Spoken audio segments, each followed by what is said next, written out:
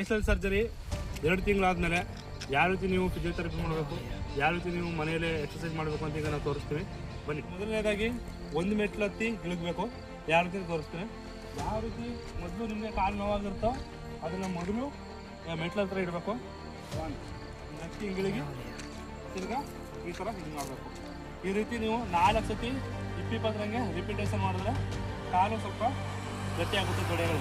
ಯಾವ ರೀತಿ ನೀವು ತೊಡೆಯನ್ನು ಗಟ್ಟಿ ಮಾಡಬೇಕು ಅದೇ ರೀತಿ ಟಾಪ್ ಮಜಲ್ಸ್ ಏನಂತೀವಿ ಇದನ್ನು ಹಿಂಬಾಗಿ ಟಾಪ್ ಮಜಲ್ಸ್ ಯಾವ ರೀತಿ ಗಟ್ಟಿ ಆಗಬೇಕು ಅಂದರೆ ನೀವು ಮೆಟ್ಲು ಹತ್ತಿ ಸಪೋರ್ಟ್ ಇದು ನಿಂತ್ಕೊಂಡು ಈ ಥರ ರೈಸ್ ಮಾಡಬೇಕು. ಇದನ್ನು ಸಹ 4 ಸತಿ ಮಾಡಬೇಕು 20. ಇದಾದಮೇಲೆ ಮತ್ತು ಇನ್ನೊಂದು ಮಾಮೂಲಿ ಹಾಫ್ ಸೀಟಪ್ ಹೊಡಿಬೇಕು. ಹಾಫ್ ಸೀಟಪ್ ಅಂತಂದರೆ ಯಾವುದಾದ್ರು ಒಂದು ಸಪೋರ್ಟಿಂಗ್ ತಗೊಂಡು ಹಾಫ್ ಸೀಟಪ್ ಹೊಡಿಬೇಕು. ಈ ಥರ ಇನ್ನೊಂದು ಹಿಡ್ಕೊಂಡು ಈ ಥರ ಇಷ್ಟು ಇಟ್ಕೊಂಡು ಇಷ್ಟು ಹಾಫ್ ಸೀಟಪ್ ಹೊಡೆದ್ರೆ ನಿಮಗೆ ಏನು ಈ ತೊಡೆ ಭಾಗ ಇರುತ್ತೆ ಅದು ಸ್ಟ್ರಾಂಗ್ ಆಗುತ್ತೆ. ಅದೇ ರೀತಿ ಈಗ ನಾವು ಸೀಟಪ್ ಹೊಡೆದಾಯಿತು, ಮಾಮೂಲಿ ಒಂದು ಸಿಂಗಲ್ ಮೆಟ್ಲು ಹತ್ತಿ ಇಳಿದಾಯಿತು, ಅದೇ ರೀತಿ ಕಾಫ್ ಮಜಲ್ಸ್ ಗಟ್ಟಿಯಾಗಿ ರೆಗ್ರೆಸ್ ಇದು ಮಾಡೋದಾಯಿತು. ಮಲ್ಕೊಂಡು ಅದೇ ರೀತಿ ಮಲ್ಕೊಂಡು ಯಾವ ರೀತಿ ಎಕ್ಸಸೈಸ್ ಮಾಡಬೇಕು ಅಂತ ನಾನು ನಿಮಗೆ ತೋರಿಸ್ತೀನಿ. ಮೊದಲನೇದಾಗಿ ನಮಗೆ ಹೈಟಾಗಿ ಒಂದು ಯಾವ್ದಾದ್ರು ಒಂದು ದಿಂಬು ಮತ್ತು ಸಪೋರ್ಟ್ ಹೆಂಗೆ ಇಟ್ಕೊಂಡು ಅಲ್ಲಿ ನಾವು ಈ ಕಾಲನ್ನ ಜೋರಾಗಿ ಪ್ರೆಸ್ ಮಾಡಬೇಕು. ಇದನ್ನು ಹಿಂಭಾಗಕ್ಕೆ ಈ ಥರ ಇದು ಮಾಡ್ಕೊಂಡಾಗ ಇಲ್ಲಿ ಸ್ವಲ್ಪ ಪ್ರೆಷರ್ ಬೀಳುತ್ತೆ. ಆ ರೀತಿ ನಾವು ಅದನ್ನ ಪ್ರೆಸ್ ಮಾಡ್ಕೊಂಡಾಗ ಇಲ್ಲಿ ಸ್ವಲ್ಪ ಇದಾಗುತ್ತೆ. ಅದನ್ನು 15 ಸತಿ 15 ಟೈಮ್ಸು 4 ಸತಿ ಮಾಡಿದ್ರೆ ಇದಾಗುತ್ತೆ. ಅದೇ ರೀತಿ ಮಲ್ಕೊಂಡು ಒಂದು ಕಾಲನ್ನ ಈ ರೀತಿ ಎತ್ತಿ ಹಿಂಗೆ ಈ ಥರ ಮಾಡಬೇಕು. ಈ ಥರ ಎತ್ತಿ ಲೆಗ್ ರೈಸ್ ಈ ರೀತಿ ಹಿಂಗೆ 20 ಸತಿ ನೀವು ಎತ್ತಿ ಹೇಳ್ಕೋಬೇಕು. ಅದಾದಮೇಲೆ ಮಾಮೂಲಿ ಸೈಡಲ್ಲಿ ಮಲಗಿ ಈ ರೀತಿ ಸೈಡಲ್ಲಿ ಮಲಗಿ ಸಿಂಗಲ್ ಲೆಗ್ ರೈಸ್ ಈ ಥರ ಲೆಗ್ ರೈಸ್ ಮಾಡಬೇಕು. ಈ ರೀತಿ ಮಾಮೂಲಿ 20 ಟೈಮ್ಸ್ ಇದನ್ನು ನೀವು ಹೇಳ್ಕೋಬೇಕು. ಇದಾದಮೇಲೆ ಮಾಮೂಲಿ ಇಲ್ಲಿ ಒಂದು ಏನಾದ್ರು ಸಪೋರ್ಟ್ ತಗೊಂಡು ಈ ರೀತಿ ಪ್ರೆಸ್ ಮಾಡಬೇಕು ಜೋರಾಗಿ. ಈ ಥರ ಪ್ರೆಸ್ ಮಾಡಿ ಕಾಲು ಹಿಂಗೆ ಈ ಥರ ಮಾಡ್ತಾ ಇದು ಪಾದ ಏನಿದೆ ಹಿಂದಕ್ಕೆ ಈ ಥರ ಆದಾಗ ಇಲ್ಲಿ ನೋವಾಗುತ್ತೆ. ಅದು ಏನಾಗುತ್ತೆ, ನೋವಾದಾಗ ಅಲ್ಲಿ ಯಾವ ರೀತಿ ಆಪ್ರೇಷನ್ ಇದು ಮಾಡಿದಾರೋ ಅದು ಸ್ವಲ್ಪ ಗಟ್ಟಿಯಾಗುತ್ತೆ. ಇದನ್ನು ಸಹ 20 ಸತಿ ಈ ಥರ ಮಾಡಬೇಕು. ಅದಾದಮೇಲೆ ಕಾಲನ್ನ ಈ ರೀತಿ ಹಿಂದೆ ಮುಂದೆ ಮಾಡಬೇಕು. ನನಗೆ ಇವಾಗ ಆಪ್ರೇಷನ್ ಆಗಿ 2 ತಿಂಗಳು 15 ದಿನ ಆಗಿದೆ ಅಷ್ಟೇ.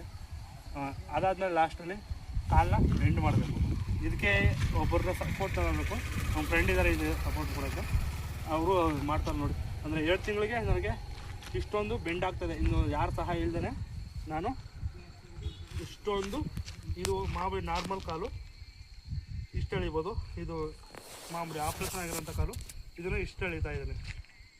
2 ಸ್ವಲ್ಪ ಪ್ರೆಸ್ ಮಾಡಿ ಈ ಥರ ನಮಗೆ ಸಪೋರ್ಟ್ ತಗೊಂಡು ನಿಮ್ಮ ಸ್ನೇಹಿತರದ್ದು ಮನೆಯವ್ರದ್ದು ಈ ರೀತಿ ಮಾಡಬೇಕು. ಯಾಕೆಂತಂದರೆ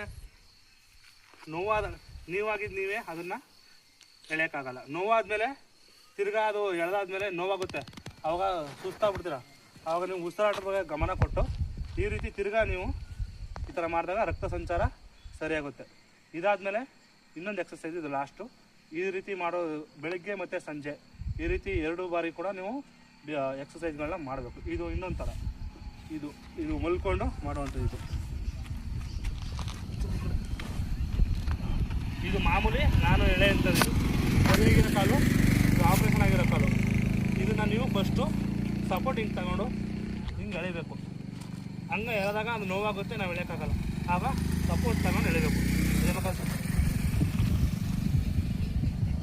ಹಾಂ, ಅದನ್ನು ಕಡೆ ಇಚ್ಚದು ಆ ರೀತಿ ಸಪೋರ್ಟ್ ತಗೊಂಡು ತಳ್ಳಬೇಕು.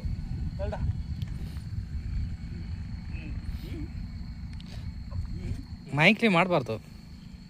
ಈ ರೀತಿ ನೀವು ಎಕ್ಸಸೈಸ್ ಮಾಡೋದ್ರಿಂದ ನಿಮ್ಮ ACL ಸರ್ಜರಿ ಬೇಗ ಗುಣಮುಖ ಆಗುತ್ತೆ. ಅದೇ ರೀತಿ ನೀವು ಯಾರಿಗೂ ಬೆಂಡ್ ಮಾಡೋಕ್ಕಾಗ್ತಿಲ್ವ ಅವರು ರೆಸಿಸ್ಟೆಂಟ್ ಬ್ಯಾಂಡ್ ತೊಗೊಂಡು ಎಲ್ಲಾರು ಒಂದು ಹಾಕ್ಕೊಂಡು ಈ ರೀತಿ ಲೆಗ್ನ ರೈಸ್ ಮಾಡ್ತಾ ಇರಬೇಕು. ನೀವು ಎಲ್ಲಿ ಕೂತ್ಕೋತಿರೋ ಎಲ್ಲಿ ಇರ್ತೀರೋ ಅಲ್ಲೆಲ್ಲೂ ಸಹ ನೀವು ಈ ರೀತಿ ಲೆಗ್ ರೈಸ್ ಮಾಡ್ತಾ ಇರಬೇಕು. ಇದು ನನಗೆ ಈಗಿನ ಪರಿಸ್ಥಿತಿ ಈ ಥರ ಸ್ವೆಲ್ಲಿಂಗ್ ಇದೆ. ಇದೆಲ್ಲ ಎಕ್ಸಸೈಸ್ ಮುಗಿದ್ಮೇಲೆ 15 ನಿಮಿಷ ಐಸ್ ಹಾಕಿ ಮಸಾಜ್ ಮಾಡಬೇಕು. ಮಸಾಜ್ ಮಾಡಿದಾಗ ಏನಾಗುತ್ತೆ, ಊತ ಸ್ವಲ್ಪ ಕಡಿಮೆ ಆಗ್ತಾ ಬರ್ತಾ ಇರುತ್ತೆ. ಇಷ್ಟೇ. ಈ ವಿಡಿಯೋ ಇಷ್ಟ ಆದರೆ ನಿಮಗೆ ಲೈಕ್ ಮಾಡಿ, ಕಮೆಂಟ್ ಮಾಡಿ.